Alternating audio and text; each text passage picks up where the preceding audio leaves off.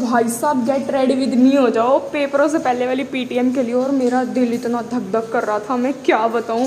मेरे को सारे कलेश याद आ गए थे, पापा को देखते ही डर लग रहा था।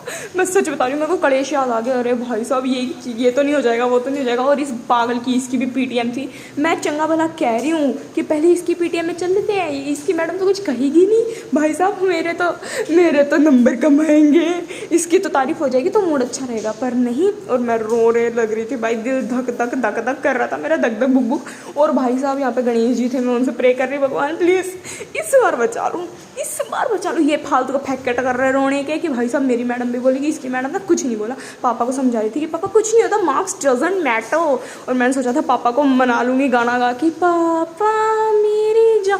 और भाई साहब जैसे जैसे स्कूल नज़दीक आ रहा था ना, स्कूल में घुसे, मम्मी सबके पेरेंट्स ऐसे खुश जा रहे थे और मेरे पेरेंट्स ही दुखी जाएंगे। वैसे बाय द वे सिर्फ पापा ही गए थे और मैं पापा को समझा रही थी।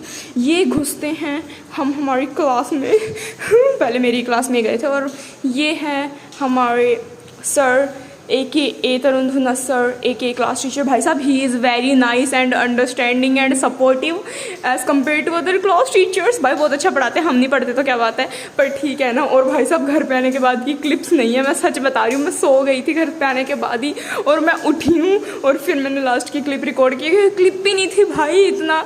भाई साहब मत पूछना आगे क्या कलेश हुए हैं, क्योंकि जो कलेश हुए हैं वो तो नहीं बता सकती।